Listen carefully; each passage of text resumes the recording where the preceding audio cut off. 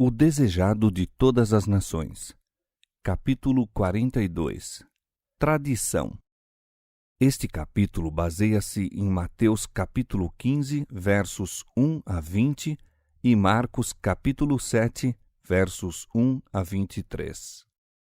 Os escribas e fariseus, esperando ver Jesus por ocasião da Páscoa, armaram-lhe uma cilada. Jesus, porém, conhecendo-lhes o desígnio, absteve-se dessa reunião. Então chegaram ao pé de Jesus uns escribas e fariseus. Como ele não fosse para onde eles estavam, foram eles ter com Jesus. Por algum tempo parecia que o povo da Galiléia o havia de aceitar como o Messias, derribando-se o poder da hierarquia naquela região. A missão dos 12, indicando a extensão da obra de Cristo e pondo os discípulos mais francamente em conflito com os rabis, excitara novamente os ciúmes dos guias em Jerusalém.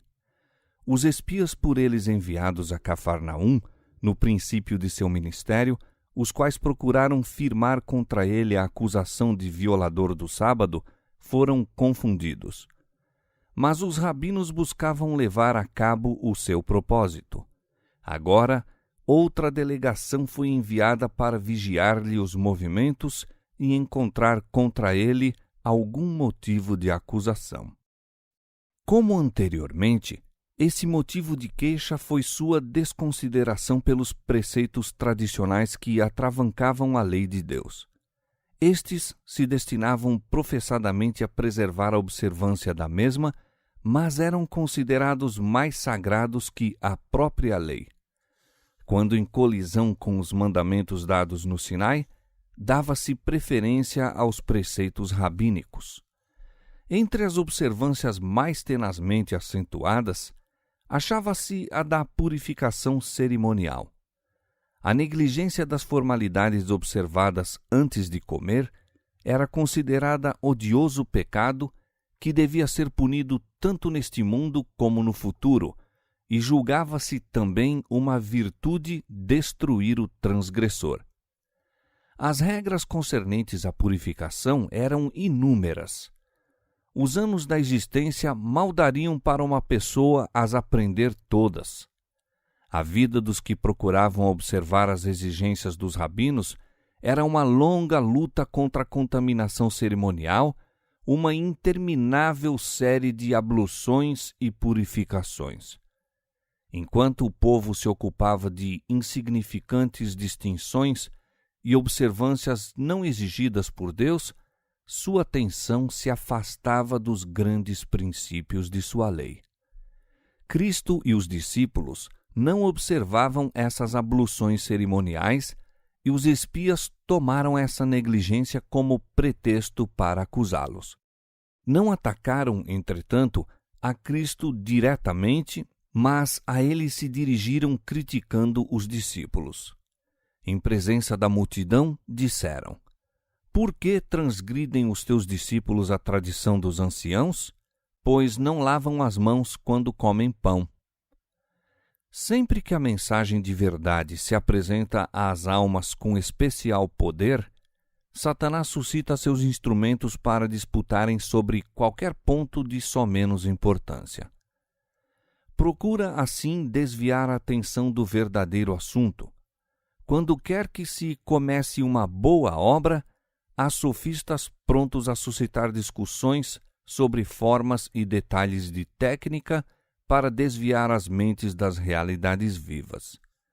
Quando parece que Deus está prestes a operar de maneira especial em benefício de seu povo, não se empenhe este em disputas que só trarão ruína de almas.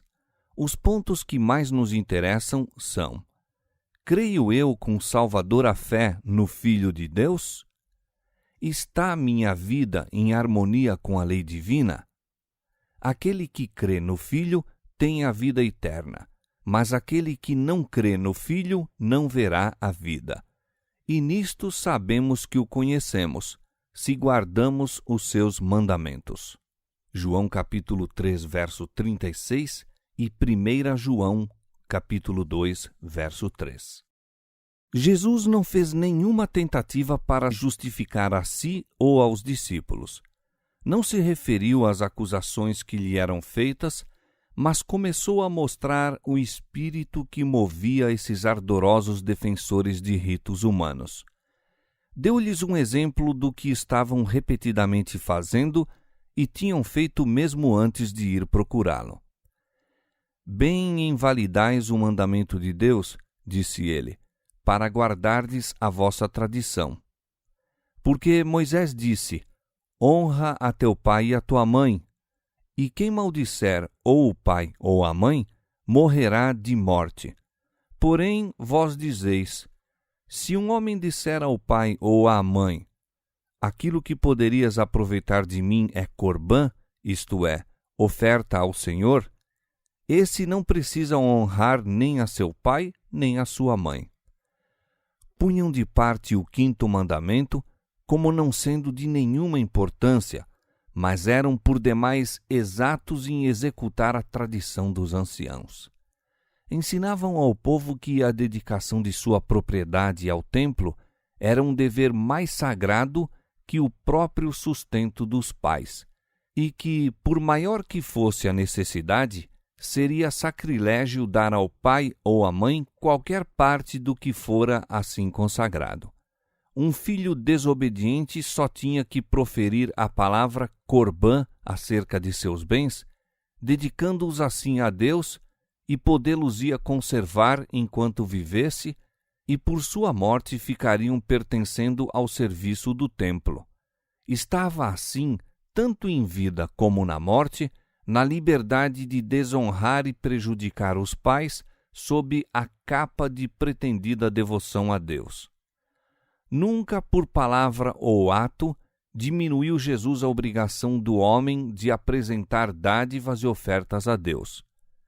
Fora Cristo que dera todas as instruções da lei quanto a dízimos e ofertas.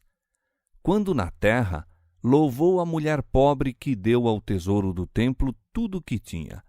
Mas o aparente zelo dos sacerdotes e rabis era um fingimento para acobertar seu desejo de engrandecerem a si mesmos. O povo era enganado por eles. Estava suportando pesados encargos que Deus lhe não impusera. Os próprios discípulos de Cristo não estavam libertos, inteiramente, do jugo sobre eles posto pelos preconceitos herdados e pela autoridade dos rabinos. Manifestando agora o verdadeiro espírito desses rabis, buscava Cristo livrar da escravidão da tradição todos quantos na verdade desejassem servir a Deus. Hipócritas, disse ele, dirigindo aos espias.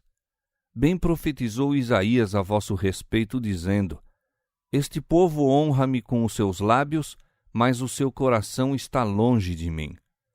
Mas em vão me adoram, ensinando doutrinas que são preceitos dos homens. As palavras de Cristo eram uma acusação a todo o sistema de farisaísmo. Declarou que, pondo suas próprias exigências acima dos preceitos divinos, os rabis se estavam colocando a si mesmos acima de Deus. Os delegados de Jerusalém encheram-se de raiva. Não podiam acusar a Cristo de transgressor da lei dada no Sinai, pois ele falava como defensor da mesma contra as tradições deles. Os grandes preceitos da lei, apresentados por ele, apareciam em chocante contraste com as insignificantes regras de feitura humana. Ao povo e depois, mais plenamente, aos discípulos, Jesus explicou que a contaminação não procede do exterior, mas do interior. Pureza e impureza pertencem à alma. É o mau ato, a palavra ou o pensamento mau, a transgressão da lei de Deus, não a negligência de cerimônias externas criadas pelo homem, o que contamina. Os discípulos notaram a cólera dos espias ao serem expostos seus falsos ensinos. Viram os olhares zangados e ouviram as palavras, meio murmuradas, de descontentamento e vingança. Esquecendo quantas vezes Cristo dera provas de ler os corações como um livro aberto, disseram-lhe o efeito de suas palavras. Esperando que ele apaziguasse os enraivecidos magistrados, observaram a Jesus. Sabes que os fariseus, ouvindo essas palavras, se escandalizaram?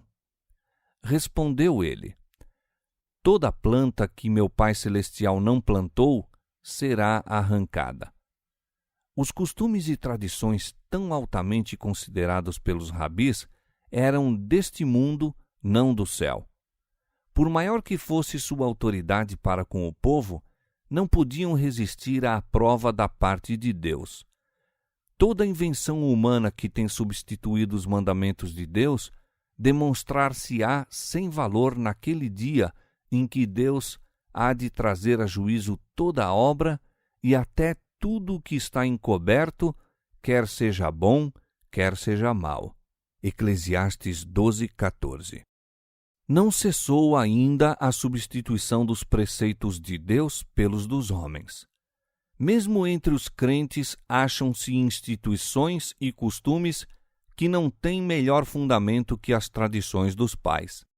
Essas instituições, baseadas em autoridade meramente humana, têm suplantado as de indicação divina. Os homens se apegam às suas tradições e reverenciam seus costumes, nutrindo ódio contra os que lhes procuram mostrar que estão em erro. Nesta época, quando somos mandados chamar a atenção para os mandamentos de Deus e a fé de Jesus, vemos a mesma inimizade que se manifestava nos dias de Cristo. Acerca do povo remanescente de Deus está escrito: E o dragão irou-se contra a mulher e foi fazer guerra ao resto de sua semente, os que guardam os mandamentos de Deus e têm o testemunho de Jesus Cristo.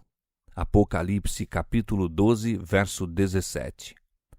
Mas toda a planta que meu Pai Celestial não plantou será arrancada.